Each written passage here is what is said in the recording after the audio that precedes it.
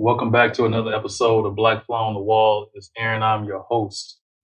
Today, we got some amazing gentlemen with me here today to discuss a very detailed topic. It's called the laws we live by, right?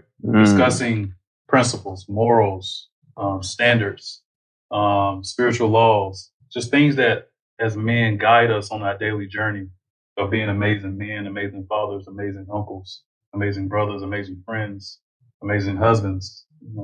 Everything that really dives into who you are and your genetic makeup. Godfathers. Shout out to Zuri. Godfathers. All these things that make you who you are, make you trustworthy, make you somebody who's loyal. So we're really gonna dive into that today. But I just want to start off by introducing the co-host today, Pierre. Introduce yourself. Pierre Bless, rapper, entrepreneur, spread love, life. I'm here. Sir, to my far right, Poogie. Poogie Chapman. I'm from Raleigh. The God. I'm from Raleigh. Yeah. Sean Dames. I'm from Jersey. And just designer and visionary. Able. Yes, Able myself. So of course we got to start this conversation off with a toast, like all amazing conversations do. We got 712 Vodka here, and celebrate your journey. Celebrate your journey with 712 Vodka. It's all about really diving into and really looking at your journey as one that is ever going, right? So like sometimes we think about journey and we think about it being like a destination, but sometimes like your journey is an ongoing cycle of going through life, going through obstacles, celebrating achievements, analyzing failures, like looking to see how you can look at the mistakes that you made and how you can take, you may have taken one step back, but okay, how can I now calculate and take 2 to 3 steps forward? And I think that's what 712 Vodka really represents. It represents just diversity amongst people. It represents celebrating that journey and really looking at things from a telescopic lens of, all right, where am I at today and where am I trying to go? So shout out to 712. So really thinking about the laws we live by, right? Thinking about, sometimes we can get overanalyze situations and overanalyze principles and all of these different things. But let's just start off with the fundamentals, right? What does it mean to be a man of your word? P.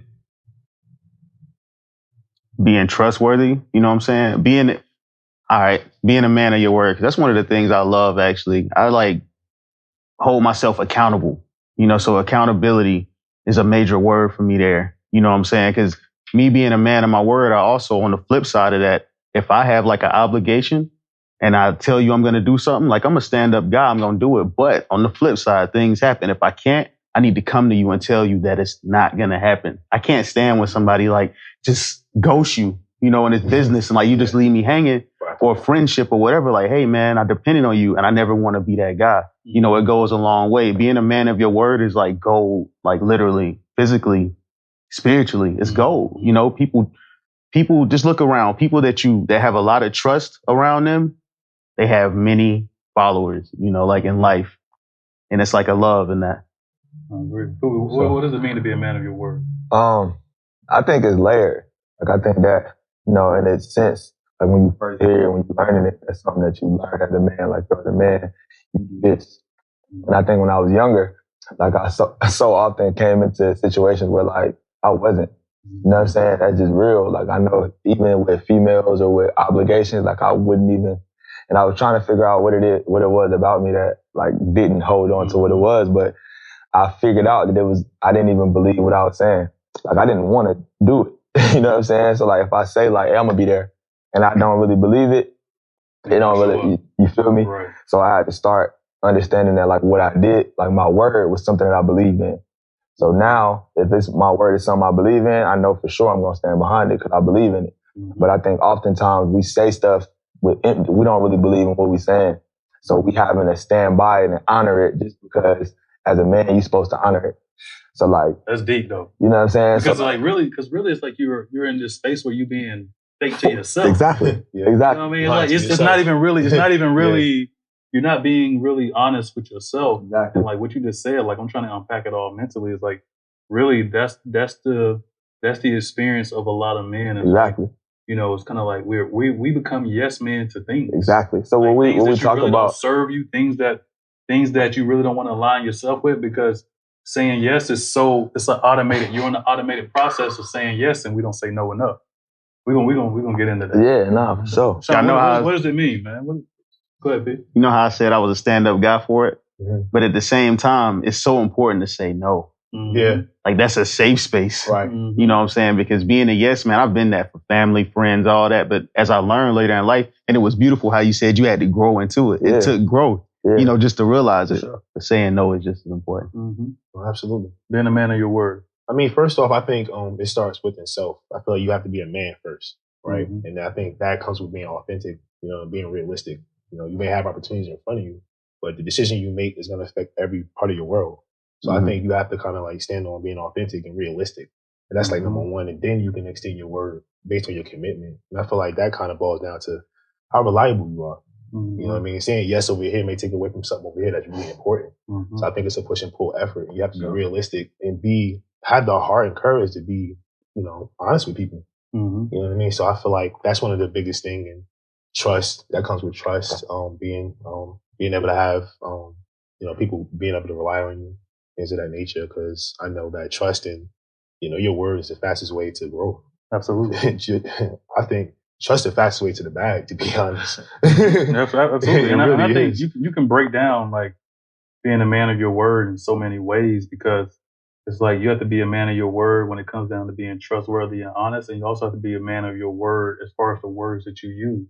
Mm-hmm. Like being impeccable with your word is one of the 4 agreements. Yes. And it's Literally. like being impeccable with your word means that you have to be mindful of what you say, how you say it, the way you affect people and what you say. And also you have to be a man of your word to stand on the things and the decisions that you make too. Sure. And like reliability is something that's like, you're not born with it, you learn it. Right. And you grow into it because it comes from a place of service. Like, right, whenever you're reliable, you're always serving somebody else. Absolutely. Like, you're never really reliable. You can be reliable to yourself, to show up to your entrepreneurship, to show up on the basketball court, to show up in your rap career, to show up within fashion. Mm-hmm. But also too, it's like when your business partner needs you and it's taken away from your family, or your rap career needs you and it's taken away from your daughter, or the basketball court needs you and it's taken away from nephews, mothers, sisters, aunts, whatever it may be.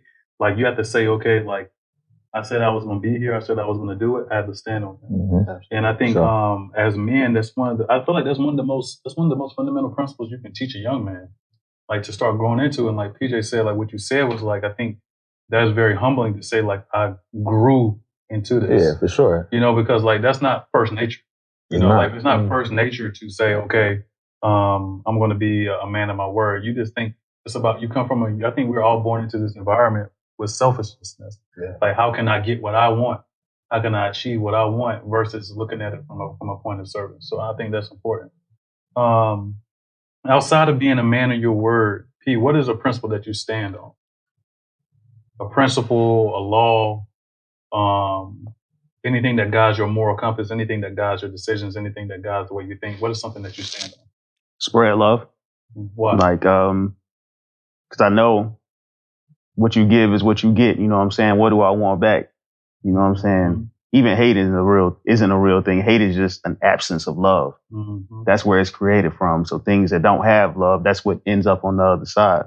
Mm-hmm. But if I give love to myself, if I give it to the universe, if I give it to my woman, my friend, and everything, then that's going to come back. Mm-hmm. You know what I'm saying? Everything that I put that into is what I stand on, and that's the best energy to have. And you reap what you sow. Yeah, that's the strongest energy in the universe. So a farmer can't grow anything without planting the seed. So you have to be intentional. I think the word is intention. Like, you have to be intentional about the seeds that you plant so that you can return that tenfold. And I think the biggest thing too is like thinking about it from the positive point of view, but think about like how much accountability a man has to have to make sure that he plants the right seeds, the positive seeds.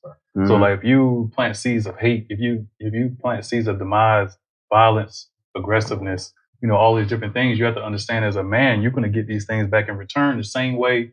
If you go make a deposit in your bank account, you're going to see that money show up on your checking account. It's the same way. It's the accountability. Sean, what is one principle or one thing that you stand on? Man, so many. But I think the one that sticks out the most is maybe the law of vibration. Being able to maintaining your vibration is important. I feel like that starts within, maybe some things you eat, how you kind of maintain your exercise and things of that nature, staying healthy. and rising your frequency. So, as you kind of, go after your vision and things of that nature, you can kind of attract things in a way that you're manifesting and, that complements your vision, because your vibration it tells you everything. You know what I mean? It tells you everything about yourself. So I think law of vibration is probably the most important. And you have to analyze too, like, why am I going through this in my life right now? And then the next thing you should do is look at what vibration am I on? Right. Like, analyze your life over the last 2 or 3 days, the last week, the last month. Like, what vibration have I been on? Somebody broke into my car. What vibration have I been on? I hit something on the road. What vibration have I been on? Right. I had a falling out with my friend. What vibration have I been on? I landed a new partnership or a brand deal. What vibration have I been on? I think it's all about looking inside and really tapping into your inner self, to always going through that mental checklist of, like, you look at all the things that you accomplish, and if you become mindful in those moments and say, this is the vibration I've been on, that'll keep you on that track. And then you look at all the negative things that you also experienced and said, I've been on this vibration for this. I want to try to avoid these feelings. Right. I want to try to avoid these thoughts, right? To keep you off of that. And the way to stay ahead of that too is like what you were just saying, to stay, because I love like law of vibration, is count your blessings. If you count your blessings daily, then you stay in like a mindset of positivity. And we lose, like, we're human, so you lose track of that. You might forget to praise for a while. You be like, yo, and that's, you look back and you like, you really think about it. Yeah, and then you like, damn, you know what I'm saying? When was the last time I prayed? That's what happened. You know what I'm saying? I hadn't been right. I said thank you. Exactly. When was the last time I opened the door for somebody? When was the last time I told somebody I love them? When was the last time? Like, you always got to have all these moments of really the best word for it is mindfulness. Like, being mindful of where you are in the moment, in the now, and really, really tapping into Stay that. current. Kovy, what would you say is one principle or law that you live by? That's a tough question. But mine, I think, would be being authentic. And like what that means to me is like, who are you, like, in your essence, and like being that person as much as possible. You know what I'm saying? I think like a lot of stuff that we deal with, or I speak for myself, a lot of stuff that I deal with, like, I think to strip down all of the issues is just a matter of like, let's be real with what's going on, then we'll work from there. You know what I'm saying? And like, I deal well with like trying to influence like the youth and the community and the people that, I feel like don't get targeted, and I think representation matters to me. Absolutely. You know what I'm saying? I think like it's a lot of things that's being represented. And I think if we all continue to be authentic and like, this is who I am, like, for real, whether you like it or not, like, this is who I am, we can deal with it outside of that. Like, this is what I did, this is what I said. On the outside of it, we can deal with it after that. So like, remaining authentic is how I kind of keep myself grounded and how I keep myself in situations, understanding that like, at the end of the day, I don't have to decipher what's going on because I know I did this, you know what I'm saying, from what I feel. It's like my morals, like any decision I made, right or wrong, good or bad, because it was me. You know what I'm saying? Like, I can't run for it. I ain't gonna say like, oh, I did that, I was drunk that night. Nah, like, it's always gonna be anything that's happened. Like, you're gonna always be able to say, Pooby said that, Pooby did that. Like, that was something that happened, and I deal with, you know what I'm saying, the consequences or the rewards or whatever it is. Yeah, that's the epitome of keeping it real. For sure. Yeah, that's the true definition of being authentic. Being able to, being open-minded to accepting the things that come in return for your actions and your behaviors. I think that's critical, man. I think for myself, I would say mentalism is one of the main principles I live by. Just understanding that the universe and the world that we live on is mental. Making sure I maintain the fact that, I can manifest the things that I want. I can manifest the relationships I want. I can really guide my feelings and my desires through the things that I think. So that then means I have to be accountable for the things that I digest. Like the music I listen to, the podcasts I listen to, the videos I watch, the movies I watch, the conversations I have, not gossiping, all these different things that really, really affect mentalism. Because if something goes in a direction that I don't want it to, I have to always say like, okay, where was I accountable for in this particular season of my life, right? So I think mentalism is the biggest thing for me. I think also too, how would you say, Sean, like how has the law of attraction affected your life and where you are right now today?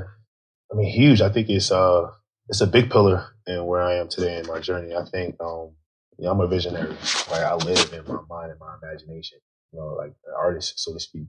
So being able to, believe in what it is that I want to create, and then being able to just constantly peel it back, reverse engineering it, right? I'm able to like say, okay, this is the goal of where I want to go, want to become or produce as an impact. But I'm big on reverse engineering the steps all the way back to where I am currently. And that allows me to manifest in a way of accuracy, by being realistic. Like that's big time. And I think sometimes we skip that part. We say we want to do this and go here, and then we forget that it's steps to get there. Yeah. You just can't, go outside and give the perception. The universe is going to attract what you embody. So I think that's huge on knowing how to get to where you want to go. Yeah. And I think we've created that in a sense with our clients, with able, right, tailor your manifestation, being very specific to the universe, kind of like a double meaning, right? We tailoring who you want to become. We're dressing you for the person, or so to speak, giving you an outfit so you can walk into your power, right?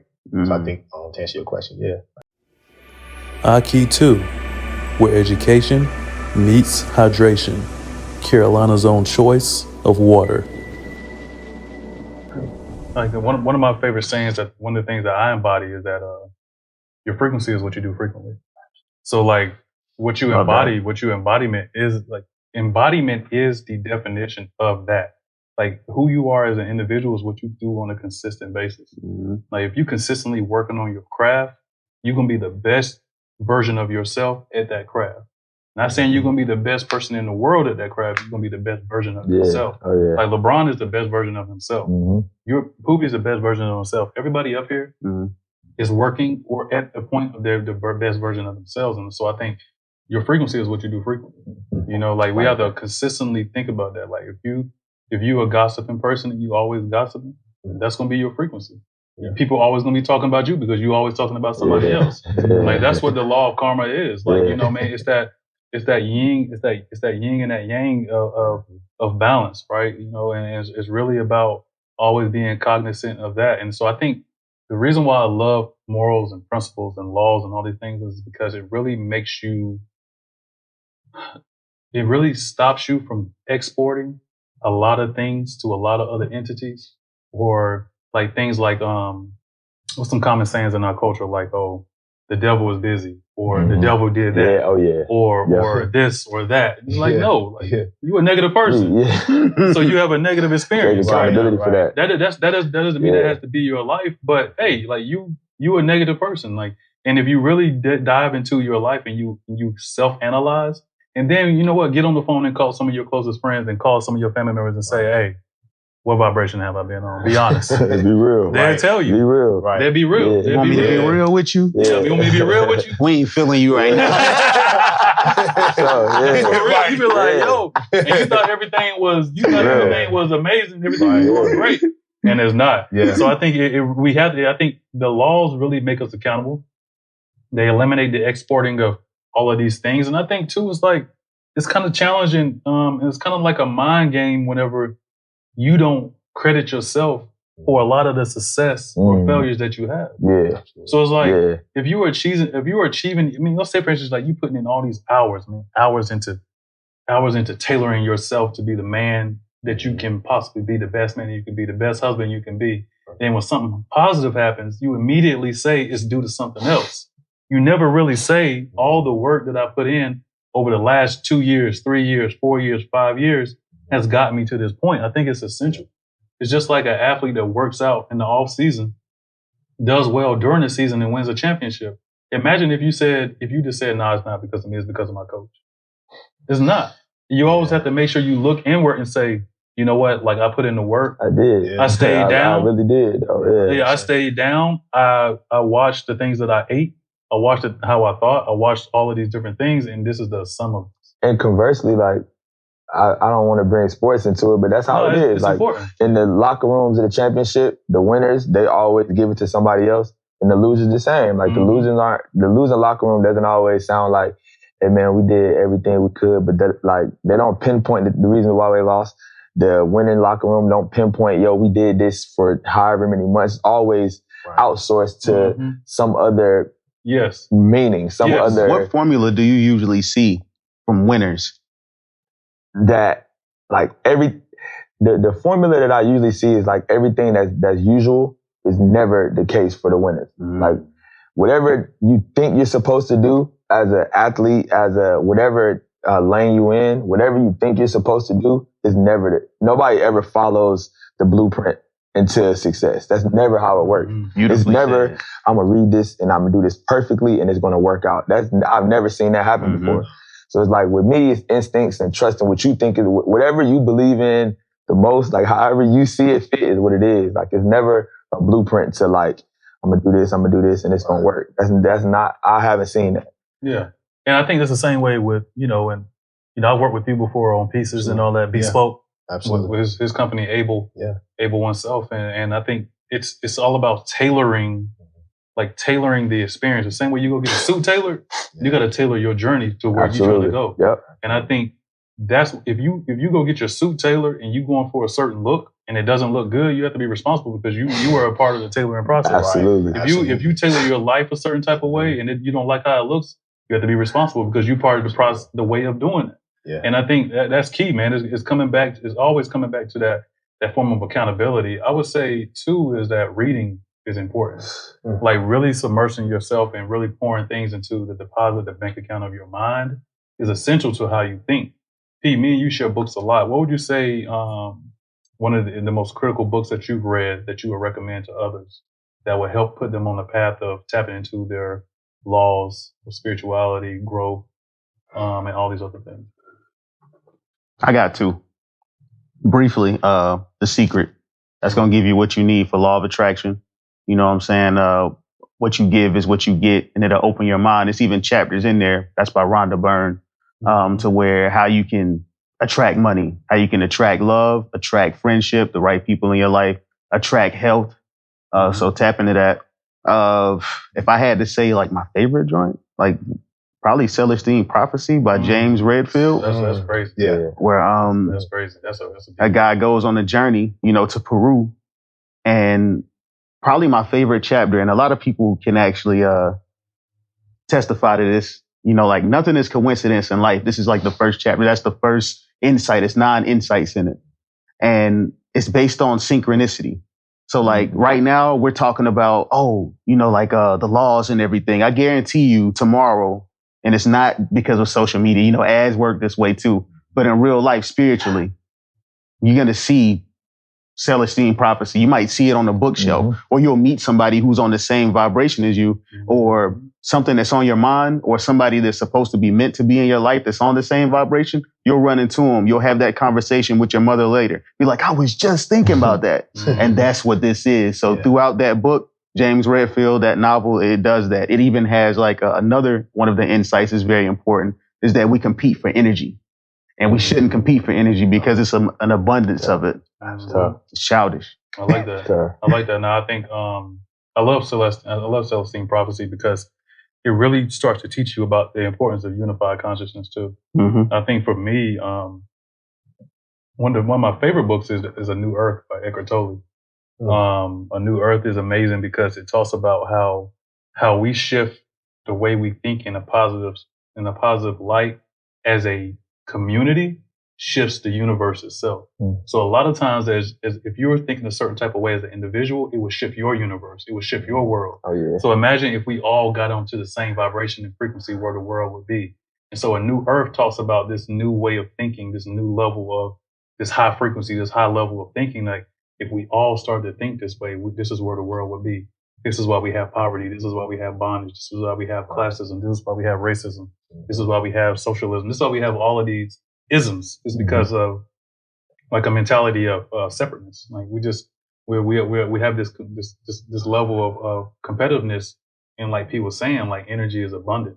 And so a lot of times we feel like we can't get ahead if we don't take from the man next door. Whereas the man next door and yourself can get ahead in their own light. And I'm really big, ego. And New Earth too is all about one of the overarching principles is suppression of the ego, right? Being able to suppress your ego in order to move to the next level. And I think a lot of times, like we have to take our ego out of the equation so that we can get to that next level. Absolutely. What would be a book for you? A few. I would say Untethered Soul by Michael Singer. Oh man. That's a powerful book. It's That's like the cheat code crazy. for anybody who understands spirituality. You know what I mean? Changing your trajectory on things and the attachment to certain, experiences. So it's been huge. That one. I also named another one. I like the 12-week year. I need to read that. Yeah. I seen it, but I ain't read that. Oh, it's huge. It's huge. Law of attraction. We need to read it now. It breaks down a lot when it comes down to just, sometimes in our mind we kind of prolong what we think we can accomplish. It allows you to kind of create a system, you know what I mean, and accomplish what most people will accomplish in a year in 1 quarter. So the 12-week year, and it gave me a lot of ways to structure things that are reactive. A lot of times we structure things that are proactive, that we can maximize on. You also got to, structure and plan for things that are constantly reactive, but those things consume time. So I'm able to eliminate, all the noise and focus on the essential. That's powerful though. And, Like imagine if you said 2023, I'm gonna kill it. But if you say I only have the first quarter to kill it, what type of intensity would you bring to your life? Like what if God said, you know what? Like if you don't achieve your dream, but within the first quarter, it ain't gonna happen. It's over. Imagine the type of intensity that you said that you would bring to the table, right? I like that. I'm gonna have to read. Gary Vee be saying all the time. He be like, "What's your motivation?" He be like, "That I'm gonna die." If you thought you were gonna die tomorrow, how hard would you go? Because we always. It's like it's a common saying, but like we do take time in life for granted. Right? We put off these things that we want to achieve and we want to do, and like I think if you ask yourself, like, you know what, if I transition today, will I be happy with how things came out? I think you have to be able to come to a point of view of, I did what I could. I put my best foot forward. Or are you a procrastinator? Did you delay things? I think Steve Harvey said something real powerful in like an Earn Your Leisure interview. He said, I didn't understand until I was on the journey of being successful that things don't have to be perfect in order for you to get started. And so I think a lot of times people think like, I need to pay this debt off. I need to make sure my relationship's straight. I need to get a new dog. I need to get a new job. I need to buy this house. I need to get this office in my house to make sure. No, things don't have to be perfect in order for you to get going. Because you never know what you're risking whenever you delay going after your journey, going after the things that you love and the things that you want. When it comes down to toxic principles, what are some things that you all see like amongst the men that you may socialize with or the men that are in your networks? What are some toxic principles that you explore? I don't think we got his book. Did we get your book? Nah. What's your book? My bad. I think y'all covered the books. What I'll say is, and this is what I was talking about off camera, like I don't think my answers, but what I would say is that I want us to take time to have a conversation with somebody that's younger than us, like way younger than us, and like not lead the conversation, but like literally be precise and like understanding like, okay, because that itself is a book and an experience. And somebody that's older than us that kind of that feels like, or you can tell that they're on the back end of everything, and like really have a conversation with them, because I think what we'll get, or what we do get from books, and as sexy as that sounds, I think is a lot more raw, and it's a lot more pain into like, I actually thought that I was going to do this, or like this janitor, I thought that I was going to be, I blew my knee out when I was playing, I was going to the NFL, but like hearing that and hearing like everything that comes with it. And I say that because I remember reading, The Alchemist is my favorite book. And I know that's kind of like, but like, I remember reading it, and I done read it 3 times now, but I remember reading, and like, at a point I had read so much that I wasn't able to comprehend no more. And I'm like, dang, I know I just read and I left, and I was talking to this young dude, and like, everything he was saying was sticking to me. You know what I'm saying? I'm like, Santiago.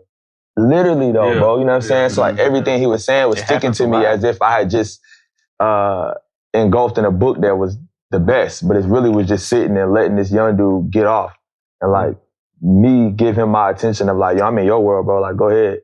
You know what I'm saying? And like what I took from it was just like I had sat and listened to an audio book or watched a podcast, but it literally was just being present in the moment of like somebody else's experience. You know what I'm saying? So that's what I would say. Reminds me of another book, The Power of Now by Ike. I was going to drop that. Crazy because a lot of times we spend time in what already or maybe what's to come. Yeah. Realize the biggest opportunities right in front of us. Yeah, right now. absolutely. Right. The best time is now. Absolutely. You can create your future with now. You can't do nothing about the past. Like Deepak talks about, you missed the flower bloom because you were distracted when you walked through the garden. It's like, how are you going to focus? You can miss some of your biggest opportunities. The opportunities that you're asking for are right now. They're not in the future. They're right here around you. You're looking for an investor. You just walked out of a room full of them and didn't even think because you weren't mindful in the moment. You were focused on your past. You were focused on your anxieties. You were focused on what the right investor might look like, or what the right investors may be. Right. It's like, yo, you was just in there with a whole for sure. That's why you gotta stay grounded, like you said, bro. So you can pay attention. Staying grounded, and that's why I meditate so much, is because I always want to be in the moment to where I don't take any experience for granted. Like even when I'm working with my patients, like I've learned so much from my patients that I've gotten to the point where I'm at right now, just simply based off the conversations that I have with them. Like I started my Roth IRA because of a patient, not because of a podcast or a book. Like I started my account because of my patient told me that I should start, when I had a whole multiple hour over multiple day conversation about him. And then I realized that the strip malls that I used to ride past in Greensboro for weeks and weeks and weeks, he owned them.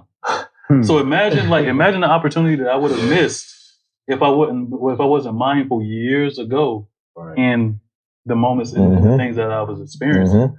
But too, I want to get back to the question. I think it's important for and I think this ties in with the younger guys, because we have a younger population that listens to us. What are some toxic principles that you identify that some men carry around that they should get rid of? Or what are some principles that you may see through younger guys? And I'll start with this. I think one toxic principle that a lot of young men have is they're quick to anger. Quick to anger can cost you a lot of opportunities. It can cost you a lot of relationships. And that's actually was a principle in a book that I read recently. I don't recall the name of it, but being quick to anger is something that's costly. It can cost you your life. It can cost you your future. And I think being grounded, being humble, and being patient is something that they can replace of that. Like managing your anger. All right, this is what managing your anger looks like. And so I would think that is one principle that I would take away from toxic men. So what about you? Toxic principle, I say they say you got to become maybe a product of your environment. I've kind of changed the narrative a little bit. Taking that out. Taking that out, it's I want to create an environment for my product. There you go. You know what I'm saying? I feel like we can manifest that. Because they say that a lot. We can serve. Yeah, I'm a product of my environment. I'm a product of my environment. Not really. Yeah, I feel like God gave me a gift that's unique. So why would I allow my environment to, and you can succumb to that. Right. Because if you really buy into that and you believe in that, that means that you're allowing your environment to dictate the type of product you are. Absolutely. And so if we really dive into it, I'm a product of my environment. I'm a product of my environment. Your environment ain't that strong. Yeah. So you're saying that you are a result of this, whereas you can operate outside of that. I think too, that comes from just being limited in your exposure. A lot of times, I got cousins from the hood. My grandmother's house was blocks away from the hood. Sometimes they never leave those square miles, those 5-10 square miles.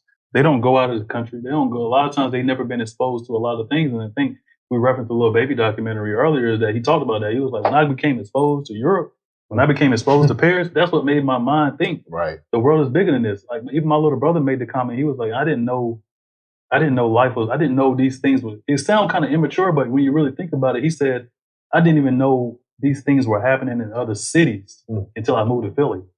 Because you can become so locked in into your city and your environment that you really believe those things. Yeah, you consumed by it. P, what would you say? I could just take it from a level of growth. I used to be like, we're going to have to leave it out. To be like, fuck everybody. You know what I'm saying? Because after that, as an adult, I realized, that's not the way. You actually sit in this, stage the young man, too. Think before you do something. Yeah. 100%. If you think about it, just sit back. Sometimes you need to slow time down. And a lot of people don't do that. It's if you actually sit down and think, or before I fight this guy, You know, I got nephews, you know what I'm saying? They wired that way, you know, and I got to sit them down and talk to them like, yo, chill. Like, before you do anything dumb or you think that's dumb, like, call me, bro. I don't care who it is. If it's your mom or whoever's around, call me and we can talk about it first, because a lot of people don't have those figures in their life for one. You know, and like when you have like and the person they do call be on go mode with them. Yeah, and it shouldn't be that way. You got to have somebody stable. You need to have a stable figure, you know, and those stable figures in communities are like missing nowadays. But yeah, just think before you act, and that's what everybody. That's what man, woman, child. Think before you act. Think before you speak, because it's toxic just to have an outburst without thinking. It shows you a level of immaturity. Sure. I think y'all spoke about it. I wanted to jump up and down, but it's ego. Like I think for me, we can go on and on why the ego is, you know, toxic for us. We can go why it has this, you know, has its good things as well. But I think the main reason that I don't like it is because it allows you to overlook opportunities. Right. So I think everything around us, every time we step, every time we talk, every time we interact, it's an opportunity. It's an opportunity for us to grow. It's an opportunity for us to learn. It's an opportunity for us to be better. And I think with the ego, I think we kind of miss opportunities to be able to be better or learn or like feel or, you know what I'm saying, not feel. Whatever the case is, like being precise and being present in the moment of like, okay, I'm tight. Like I do want to do something, but like what? Okay, if I'm present, if I'm honest, this is an opportunity for me to look at myself and give me something different and take something different. So when I leave out of here, I know like I wanted to do something to do for real, but like I didn't. And like, what did that mean for real? You know what I'm saying? Like now you looking at your ego and saying like, damn, what have you been doing to me all this time? You know what I'm saying? Like what's been going on where like I got these opportunities to grow, expand my palate.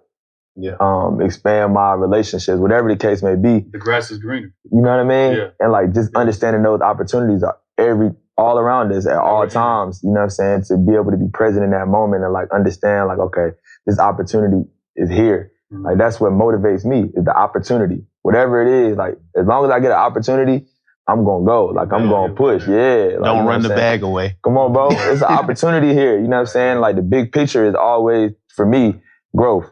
You know what I'm saying? And being able to grow, because we're not here long. You know what I'm saying? If we really look at it, if we live to be 130, we in the year 2022. And that's 130 years is that if we really looking at the big picture. For sure. I read a quote that said that it says that, and it's simple. You're dead longer than you are alive. Literally. So why take advantage of why not take advantage of the time that you're here? And I think that's critical whenever you're talking about the laws we live by, because these are morals, principles, things that we stand on that guide us on a daily basis. And I think this was an amazing conversation. I think every young man needs to hear this conversation. I think they need to really think this is something that will sow some positive seeds and sprout some amazing growth within our community. So big up to you all. Here's a toast. Here's a toast to the laws we live by, to morals, principles, to men standing on their word and really, really going after their dreams, aspirations. Yes, sir. Love. Celebrate your journey, man. Peace. All right. Burn the Palo Santos, get the vibes right.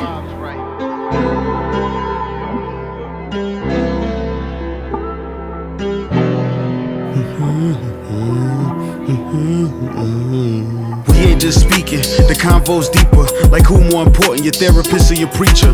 If you got cheated, you staying or leaving. Your heart say keep them, your head say leave them. Being a boss not easy, try and see it. Getting paid for what you love is real financial freedom. I intertwined with a masculine mind. She converted to soft life when Kevin Samuels died. The truth always come out in due time. I hope I get a sign from mine about 2 times. From there I use my intuition. Your gut is your spirit. If I choose not to listen, I can't play the victim. For my brothers never had an ear to hear them. These the bricks for our sisters, help us build it.